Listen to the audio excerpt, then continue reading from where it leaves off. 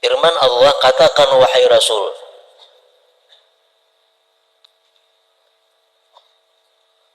selagi akan mewafatkan akan kamu oleh malaikat maut. Selagi akan mewafatkan akan kalian oleh malaikat maut yang diwakilkan dia dengan kamu, kemudian kepada Tuhanmu kamu dikembalikan. Satu ayat ini memberikan beberapa isyarat petunjuk kepada kita. Pertama, kita disuruh untuk mengenali malaikat maut yang pasti akan kita jumpai, supaya jangan tahajud kaina. Disuruh oleh Tuhan kita mengenali malaikat maut. Yang kedua, ayat ini menunjukkan bahwa kita semua akan dikembalikan kepada Allah Subhanahu wa taala. Tsumma ila rabbikum turja'un. Malakul maut ismuhu ngaran sidin Israil. Israil maknahu artinya Abdullah. Abdullah bahasa Arabnya.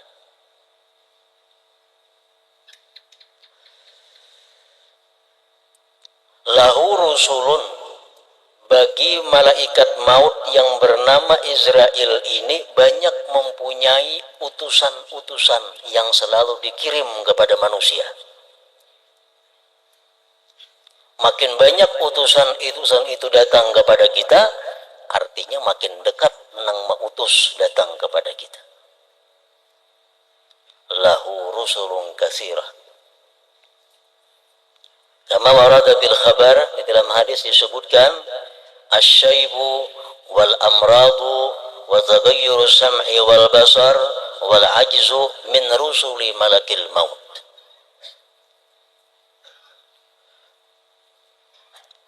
Bermula uban, penyakit, berubahnya pendengaran, penglihatan, lemah anggota tubuh, itu merupakan sebagian daripada utusan malaikat maut. Rambut kita dahulunya hirang, dahulunya bagus, tiba-tiba datang putih.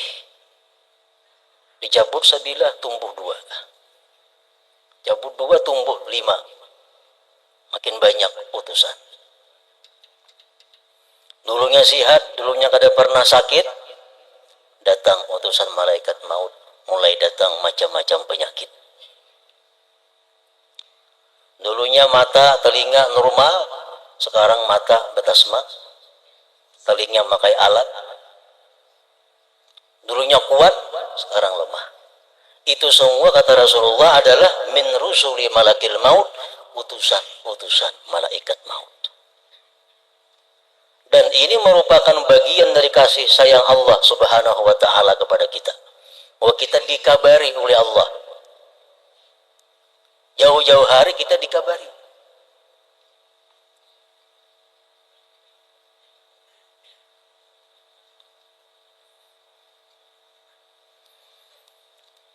Disebutkan ada salah seorang nabi di antara anbiya illah ta'ala, didatangi oleh malaikat maut. Nabi ini berbicara dengan malaikat maut bahwa kalau engkau datang kepadaku, tolong beri aku kabar sebelumnya supaya aku bersiap-siap, kata itu Nabi tadi. Kata malaikat maut, baik.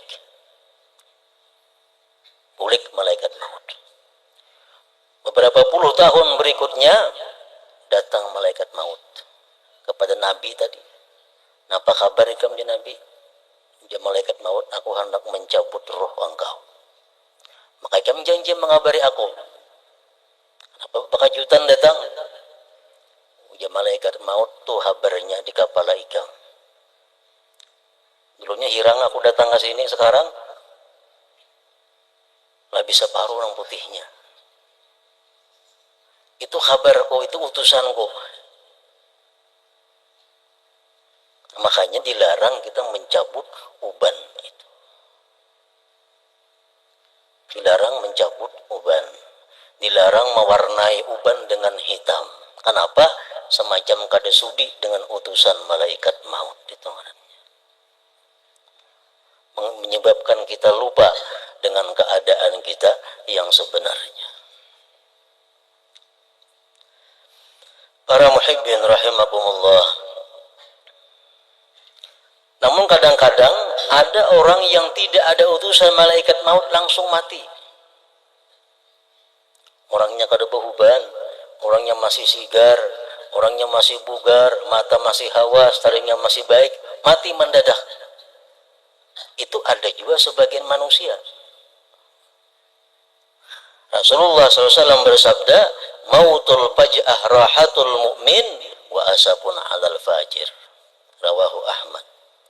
Mati yang mendadak seperti itu sesuatu rahmat, sesuatu kelapangan kalau dia orang yang beriman. Kalau orang beriman, setiap saat pun dia mati, baik. Kenapa? Karena setiap saat dia siap untuk menghadap Allah Subhanahu wa ta'ala. Tapi kalau orang yang fajir, orang yang fasik, orang yang banyak maksiat kepada Allah, mati bakajut, celaka atasnya. Rasa hidup lagi, rasa sigar, rasa apa? Rasa panjang umur. Karena kada ada penyakit, kada ada uban, gigi masih baik, semua mati. Asafun, ini merupakan penyesalan, kerugian, kesedihan kalau orang itu fajir.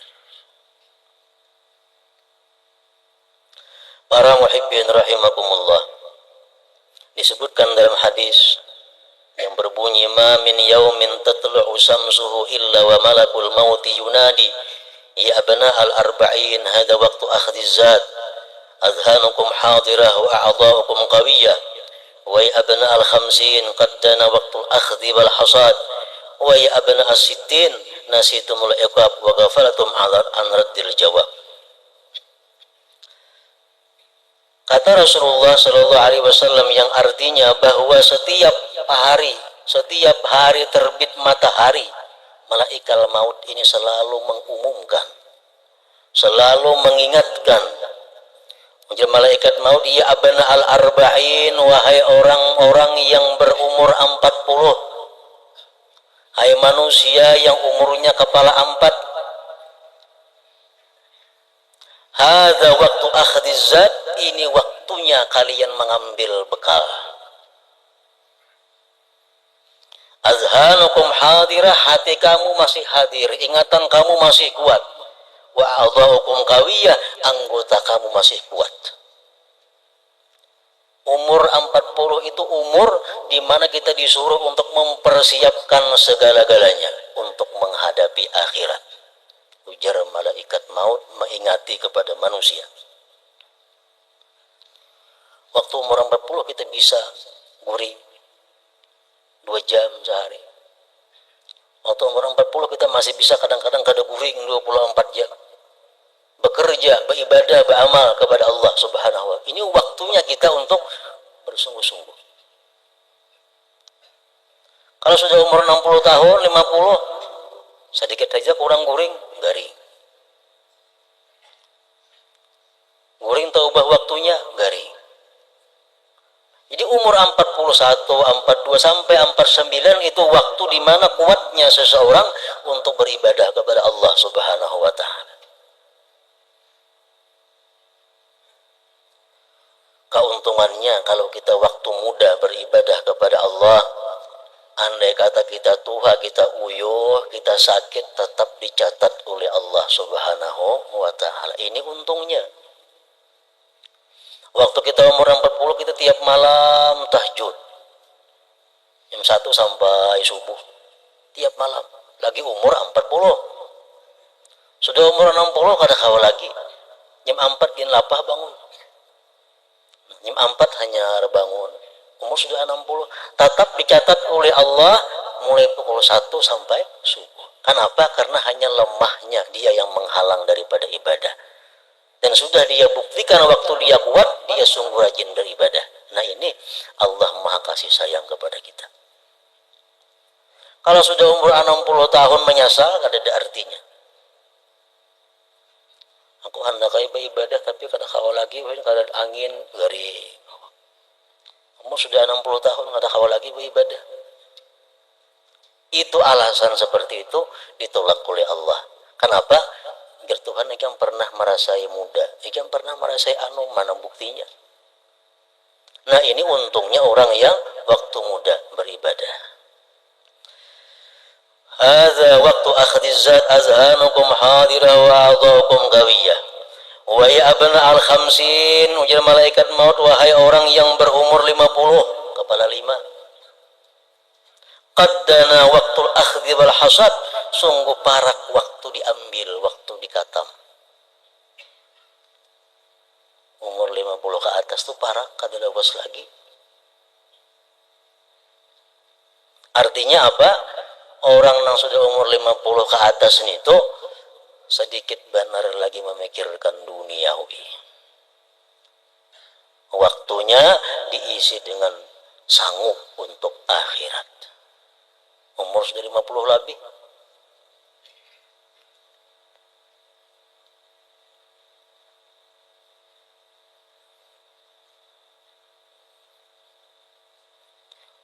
Ada waktu akhdhiz zat. Wa qaddana waktul akhdhi wal hasad, wahai orang yang umur 50 tahun, waktunya sudah parak. Kada kawa ditambal-tambal, kada kawa diundur-undur lagi. Wa ya abna as-sittin, wahai orang yang umur 60 tahun, kata malaikat, nasitumul iqab, apakah kamu lupa akan iqab, akan siksa Allah? Umur 60 masih begalut terjadi pasar lagi. Umur 60 masih sibuk dengan urusan dunia. Apakah kamu lupa akan siksa Allah? Bagaimana kamu nanti menjawab pertanyaan Allah Subhanahu wa ta'ala?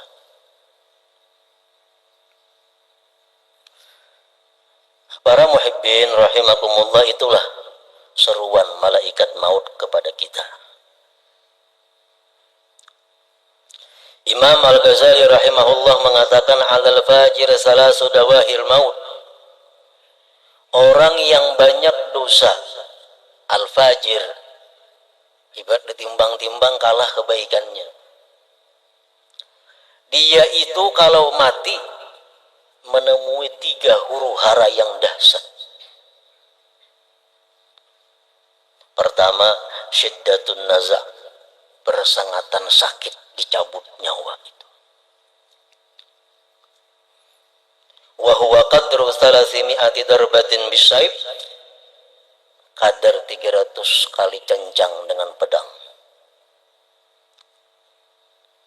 Itu kematian. Sakitnya kayak apa? Kayak dipukul lawan pedang, dicancang 300 kali. Itu sakitnya orang mencabut nyawa.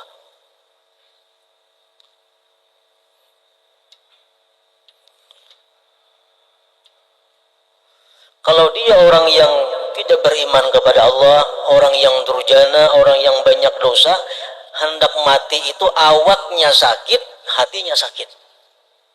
Dubul. Hatinya sakit, awaknya sakit. Kalau orang yang beriman kepada Allah, paling-paling awaknya sakit, tapi hatinya tenang. Hatinya ridha. Rasulullah berkata, al-maut kafaratul mu'min. Kematian yang sedih, yang sakit itu merupakan kafarat dosa bagi orang yang beriman kepada Allah.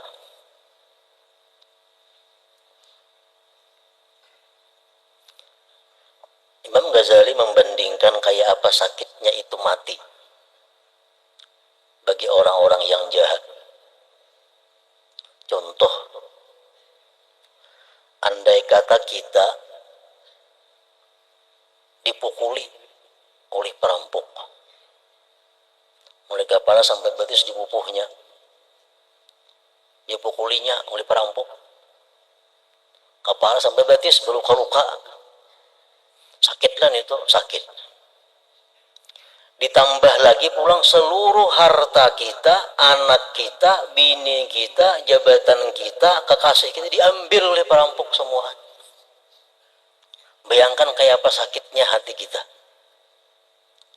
Awak itu dipukuli, mulai kepala sampai betis, rumah diambil perampok, bini, anak, kekasih, samuan kada betinggal sebuting pun kada ada lagi, tinggal sebatang kara kita hidup. Kayak apa sakitnya kayak itu. Nah, itu nggak bisa dicontohkan kayak apa sakitnya itu mati.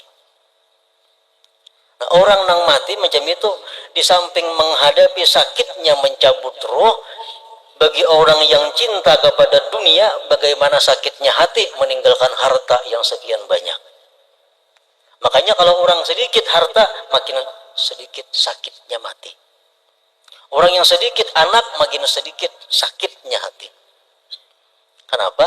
Karena cinta kepada anak, cinta kepada harta, itu menyakiti hati kalau berpisah kepadanya. Mana dipukuli orang, anak diambil orang, bini diambil orang, kada boleh bertemuan lagi. Semuaan habis. Nah, bayangkan kayak apa sakitnya kita saat itu. Nah, itulah bagian kecil yang bisa dicontohkan untuk merasakan bagaimana kematian itu. Orang kadang-kadang hilang jabatan aja stres sudah. Ada motor masih ada, rumah 2-3 buah berisi bini 2, anak banyak berisi, harta berlimpah ruah. Jabatan ampe stres. Hanya jabatan. Awak masih sehat lagi tuh.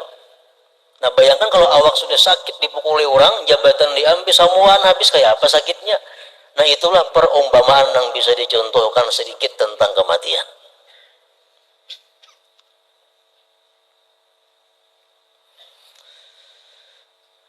Lain hal orang beriman. Nah, orang beriman, orang yang takwa kepada Allah, orang yang tawakal kepada Allah, ada akan menemui sepedih itu. Sakit-sakit dia mati itu cuma kada sesakit itu. Kenapa? Karena hatinya kada tergantung kepada yang dicintainya tadi. Pertama, sakitnya mati. Yang kedua, bagi orang yang banyak dosa itu adalah musyahadatu surati malakil maut. Dia melihat bagaimana bentuk rupa malaikat maut yang akan mencabut nyawanya. Rajulun aswad, laki-laki yang hitam, qaimus sya'ar, rambutnya cagar, muntinur reh, bau busuk, aswadu thiyab, pakaiannya hitam, yakhruju min fihi wa manakhirihi lahibun nar wa duhan, keluar di mulut dan di hidungnya kukus dan api. Ini tunang datang nampak yang mencabut nyawa ini. Itu kalau kita banyak dosa, banyak maksiat, malaikat mautnya macam itu nang datang. Yang ketiga, musyahadatuhum mawadi'ahum minan nar. Sebelum dia mati, diperlihatkan tempatnya di dalam neraka. Ini orang yang fajir durjana. Nah, 3 itulah kesusahan-kesusahan yang dihadapi bagi orang yang mati banyak membawa dosa, maksiat kepada Allah Subhanahu wa taala. Rasulullah bersabda, la yakhruja ahadukum minad dunya hatta ya'lama aina masiruhu wa hatta yara maq'adahu minal jannah awin nar. Tidak keluar salah seorang kamu daripada dunia sehingga dia tahu tempatnya kemana dia kembali. Dia sudah melihat ke neraka atau ke surga. Makanya kalau kita perhatikan orang-orang imbah mati itu atau hendak mati itu rata-rata menangis. Ada tangis gembira, ada tangis duka cita. Kenapa? Saat itu dia dilihatkan Allah tempat yang bakal disinggahinya, tempat yang bakal ditempatinya. Yang melihat surga, tangisnya tangis gembira, air matanya jernih. Yang melihat neraka, tangis juga, tangisnya sedih, air matanya keruh. Demikian penjelasan dari beberapa hadis Rasulullah Sallallahu Alaihi Wasallam. Para muhibbin rahimakumullah,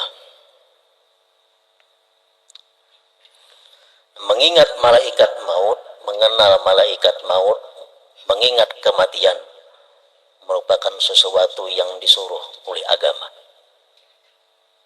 Rasulullah bersabda, "Aktsiru min dzikril maut fa innahu yumahhisu dzunub wa yuzahidu fid dunya." Banyak-banyaklah kamu mengingat kematian karena itu menghapuskan dosa dan membuat kamu renggang dengan dunia. Isuk mati, siapa yang mau ke pasar hari ini nah? Siapa yang wani ulah baju hari ini kalau isuk tahu bakal mati? Orang yang mengingat kematian, orang yang terhapus dosanya dan dia akan renggang dengan dunia.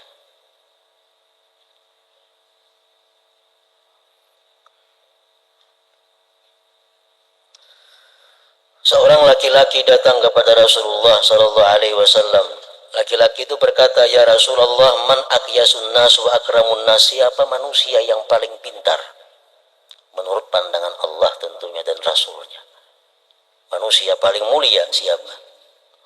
Rasulullah bersabda, "Aktsaruhum dzikran lil mauti wa asyadduhum isti'dadan lahu, ulaika humul aqyas, zahabu bi syarafid dunya wa karamatil akhirah." Manusia yang paling pintar itu, kata Rasulullah, adalah orang yang paling banyak ingat mati, paling lengkap persediaan menghadapi kematian. Manusia paling pintar. Orang yang persediaannya lengkap. Persediaannya sangat cukup untuk menghadapi itu. Kalau kita naik haji, kita 2-3 bulan sudah bersiap-siap. Bahkan setahun barangkali sudah siap-siap. Dan naik haji lagi 10 bulan, sudah belajar kayak apa manasik haji. Kayak apa pina cara tawaf di Baitullah, kayak apa cara melontar jamrah, kayak apa caranya wukuf di Arafah. Padahal lagi 10 bulan kita hanya naik haji. Kita bersanggup duit cukup untuk ini, untuk itu, semuaan bekal.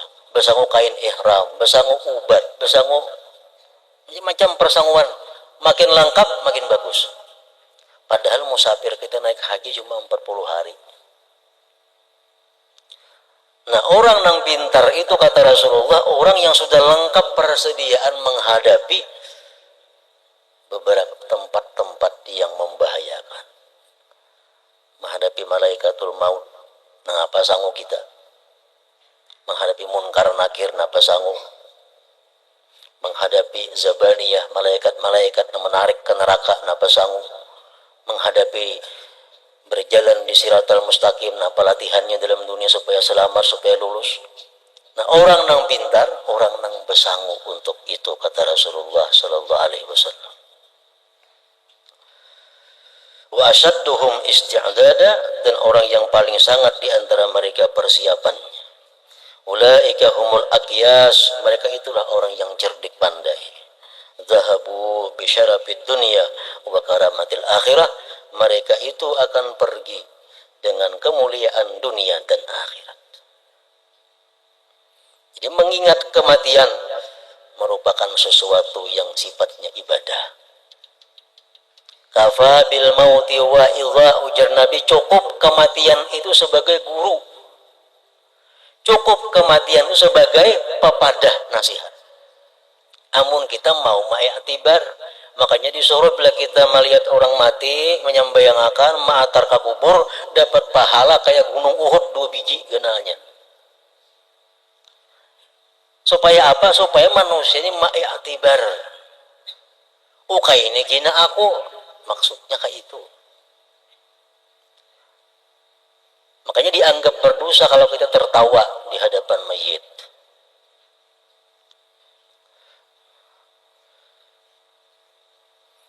Bini-bini mati, bini-bini cuma ambil i'tibar. Laki-laki mati, laki-laki mah ambil i'tibar. Tuhuk sidin becari dulu siang malam, halal haram. Mati dibuat di dalam kubur karena apa-apa dibawa rumah sagan bini. Sampai 100 kawin nang bini. Itu i'tibar bagi kita. Kayak itu kena aku berhimat mencariakan bini anak. Aku mati mana ingat lagi lawan akunya, beramian, berminuman, bermainan. Aku mah dalam kubur menyandangnya harta nang kucariakan siang malam halal haram itu. Itu hendaknya diiktibar oleh kita. Bini-bini, i'tibar ada yang mati bini-bini. Bini-bini mati. Tinggal galak kakalong. Laki kawin diunjuk ke bini hanyar, galang ke kalong rumah. Kayak apa rasanya tuh? Rumah bini nang hanyar, pakaian bini nang hanyar makainya. Motor bini nang hanyar makainya. Nang baisi motor. Nah, aman bibinian macam itu ma'etibar, insya Allah bibinian kada nang bakhilnya lagi. Tapi kada mau ma'etibar hingga orang nang mati itu kada aku. Padahal disuruh kena aku nang mati seperti itu. Nah, para muhibbin rahimakumullah, kafa bil mauti wa idha, cukuplah mati itu kata Rasulullah sebagai penasihat kamu.